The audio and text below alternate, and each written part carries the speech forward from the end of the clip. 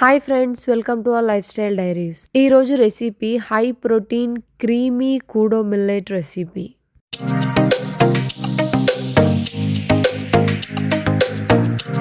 First నేను దానికోసం ఇలా కొన్ని కూడో మిల్లెట్స్ అనేవి తీసుకున్నానండి. కూడో మిల్లెట్స్ కొంచెం ఈ టెక్స్చర్లో ఈ కలర్లో ఉంటాయన్నమాట. నేను ఆల్రెడీ ఓవర్ నైట్ అనేది సోక్ చేసుకున్నాను. ఓవర్ నైట్ కుదరని వాళ్ళు మినిమం 7 to 8 hours అయితే సోక్ చేసుకోవాలి. కూడో మిల్లెట్ టెక్స్చర్ వల్ల ఏమో మనం ఇలాగా నానేసిన తర్వాత కొంచెం ఇలా కలర్గా వస్తుంది. సో మనం కుక్ చేసుకునే ముందు ఒక 2 to 3 times ఫ్రెష్ వాటర్తో బాగా వాష్ చేసుకుంటే సరిపోతుంది.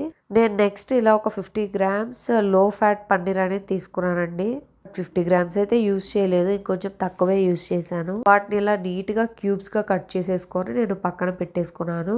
నేను చెప్పాను కదండి హై ప్రోటీన్ క్రీమీ రెసిపీ అని. సో ఆ క్రీమీ టెక్స్చర్ కోసమే నేను ఈ పన్నీర్ని యూజ్ చేసుకున్నాను అనమాట. నెక్స్ట్ నేను కొన్ని గ్రీన్ పీస్ అనేవి తీసుకున్నాను. ఫ్రోజన్ కాకుండా ఫ్రెష్గా ఉంటాయి కదా, నేను ఆ ఫ్రెష్వి తీసుకున్నాను. వీటి నుంచి కూడా మనకు మంచి ప్లాంట్ బేస్డ్ ప్రోటీన్ అనేది వస్తుంది. నెక్స్ట్ ఇలా ఒక మిక్సీ జార్ తీసుకొని మనం పీల్ చేసుకొని పెట్టుకున్న గ్రీన్ పీస్ ఇంకా పన్నీర్ని ఈ మిక్సీ జార్లో వేసుకొని మిక్స్ చేసుకోవాలన్నమాట. నాన్ వెజ్ తినకుండా వెజ్ తినాలి బట్ ప్రోటీన్ రావాలి అనుకునే వాళ్ళకి ఈ రెసిపీ చాలా యూస్ఫుల్ అవుతుంది. అండ్ వెయిట్ లాస్ చేసుకునే వాళ్ళకి కూడా చాలా ఉపయోగపడుతుందండి. చక్కగా ఒక మీల్లో తినేయచ్చు. మిల్క్ బేస్డ్ పన్నీర్ నుంచి మనకు హై ప్రోటీన్ వస్తుంది అండ్ ఇది ఆల్సో లో ఫ్యాట్. అందుకే వెయిట్ లాస్ చేసుకునే వాళ్ళకు కూడా చక్కగా తినొచ్చు అని చెప్పాను. మనం గ్రైండ్ చేసుకునేటప్పుడు మరీ అటు వాటరీ కాకుండా మరీ ఇటు థిక్గా కాకుండా ఇలా మోడరేట్గా క్రీమీగా ఉండేలాగా చేసుకోవాలి. సో వెజిటేరియన్స్ తినే వాళ్ళు ఏంటంటే ప్రోటీన్ సోర్సెస్ కొంచెం డిఫరెంట్ వెజిటేబుల్స్ నుంచి కూడా మనం తినాలి. బికాస్ ఒకటే సోర్స్ నుంచి ప్రోటీన్ అనేది మనకి రాదంట. నెక్స్ట్ నేను ఒక కడాయి తీసుకొని కొంచెం ఆయిల్ వేసుకొని కావాల్సిన పోపు దినుసులన్నీ వేసుకొని చక్కగా ఫ్రై చేసుకున్నాను.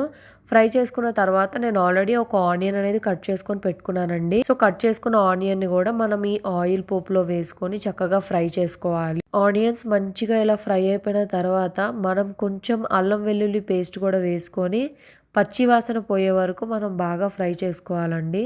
యాక్చువల్లీ నాకు ఆనియన్స్ కొంచెం బాగా మాడిపోయినాయి. మీరు అంత ఎక్కువగా మాడ పెట్టకోకుండా లైట్గా మోడరేట్గా ఫ్రై చేసుకోండి, సరిపోతుంది.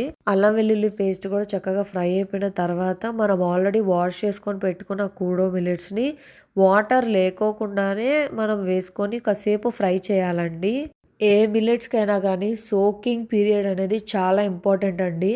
మనం ఖచ్చితంగా మినిమం 7 to 8 hours మనం నానపెట్టుకోవాలి మనం కుక్ చేసుకునే ముందు. అండ్ ఆల్సో చెప్పాను కదా, మనం నానపెట్టుకున్న తర్వాత వాటిని మంచిగా ఫ్రెష్ వాటర్తో వాష్ చేయాలండి. ఈ 2 steps అనేది మెయిన్గా కూడో మిల్లెట్కి చాలా ఇంపార్టెంట్ అనమాట. బికాస్ మనం అలా వాష్ చేసుకోకపోయినా ఓవర్ కుక్ చేసినా ఏంటంటే మనకి రబ్బరీగా చ్యూవీగా అలా అయిపోతుందంట కూడో మిల్లెట్. సో అందుకని మనం చక్కగా సోక్ చేసుకోవడం వాష్ చేసుకోవడం అనేది ఫ్రెష్ వాటర్తో చేసుకోవాలి.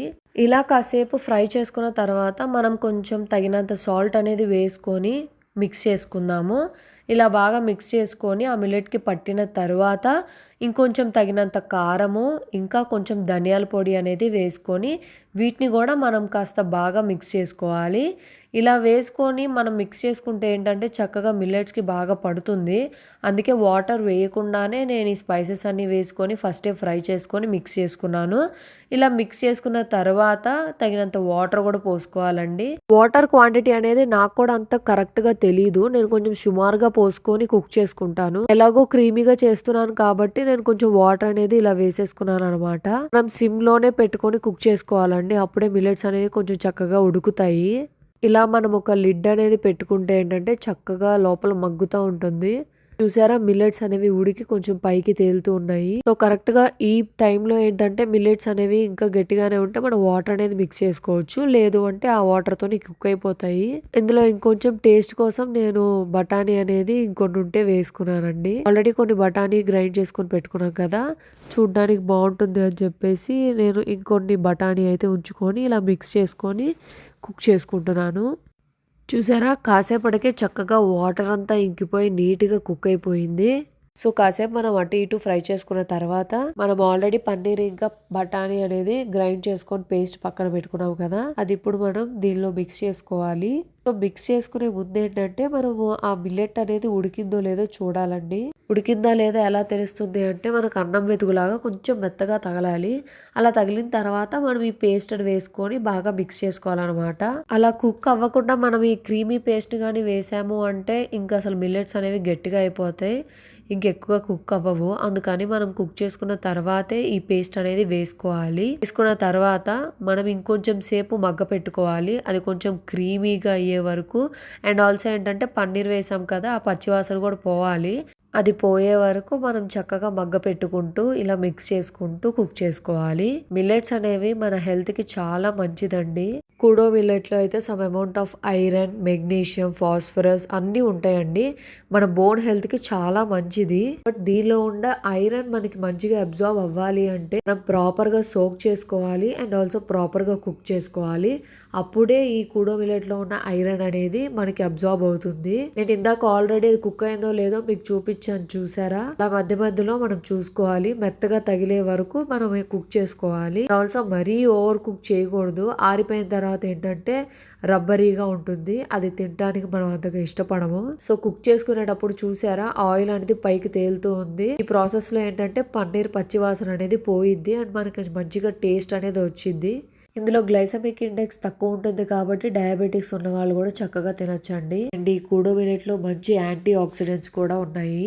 మిల్లెట్స్ అనేవి ఫ్రీక్వెంట్ గా అలవాటు లేని వాళ్ళు మెల్లమెల్లగా తక్కువ అమౌంట్స్ తో తీసుకొని అలవాటు చేసుకోవాలండి. అంతేగాని ఎక్కువ అమౌంట్స్ తో తీసుకోకూడదు. మిల్లెట్స్ మంచిగా డైజెస్ట్ అవుతాయి కదా అని చెప్పేసి మనం ఎక్కువగా తీసుకుంటే డైజెషన్ కాదు కదా, బ్లోటింగ్ అనేది ఎక్కువ అయిపోతుంది. సో మనం తక్కువ అమౌంట్స్లో అలవాటు చేసుకుంటూ మిల్లెట్స్ అనేది పెంచుకుంటూ ఉండాలి, అంతేగాని ఎక్కువ అమౌంట్స్లో తీసుకోకూడదు. అండ్ వెయిట్ మేనేజ్ చేసుకునే వాళ్ళకి కూడా ఇది మంచి ఆప్షన్. నేను ఎందుకు చెప్పాను అంటే ఈ మిల్లెట్ మనం ఇలా తినగానే కొంచెమే తినగలుగుతాం అండ్ తినడం వెంటనే మనకి పొట్ట ఫుల్గా ఉండి చాలాసేపటి వరకు ఆకలేదు. అండ్ ఆల్సో మనకు కావాల్సిన న్యూట్రియంట్స్ అన్ని కూడా వస్తాయి కాబట్టి నేను ఇది వెయిట్ మేనేజ్ చేసుకునే వాళ్ళకి కూడా మంచి ఆప్షన్ అని నేను చెప్తున్నాను. ఈ కూడో మిల్లెట్స్ తీసుకోవడం వల్ల ఏంటి అంటే మన కొలెస్ట్రాల్ ఉన్నా కానీ అది కొంచెం మోడరేట్ గా ఉంచుతుంది, కొలెస్ట్రాల్ లెవెల్స్ అనేవి పెంచకుండా. సో ఫైనల్లీ మిల్లెట్స్ అనేది ఈ టెక్స్చర్ లో వచ్చిన తర్వాత మనం ఒకసారి సాల్ట్ చెక్ చేసుకొని ఇంకా స్పైసెస్ ఇంకేమైనా కావాలన్నా కానీ అవి కూడా చెక్ చేసుకొని మిక్స్ చేసుకోవాలి. అండ్ ఆల్సో మిల్లెట్ అనేది కుక్ అయిందో లేదో మనం చక్కగా చూసుకొని ఇంకా మనం ఈ టెక్స్చర్ వచ్చే వరకు ఆపేయచ్చు. బికాజ్ ఈ టెక్స్చర్ వచ్చే వరకు ఎందుకు ఆపేయమన్నాను అంటే చల్లారిన తర్వాత ఏంటంటే కొంచెం గట్టిగా అయిపోతుంది. బట్ ఇదే క్రీమీ టెక్స్చర్ లో ఉండాలి అంటే ఏంటంటే మనం కొంచెం వాటరీగా ఉన్నప్పుడు ఆపేసుకుంటే బాగుంటుంది. ఈ టెక్స్చర్ వరకు సరిపోతుందండి. ఇది మనం వేడిగా తింటేనే చాలా బాగుంటుందండి. చల్లగా అయిపోయిన తర్వాత అంత టేస్టీ అనిపించదు అండ్ ఆల్సో కొంచెం గట్టిగా అనిపిస్తుంది. బట్ ఇలా వేడిగా తింటే ఏంటంటే మనకి చాలా టేస్టీగా బాగుంటుంది. ఇప్పుడైతే high protein creamy kodo millet recipe అనేది రెడీ అయిపోయింది.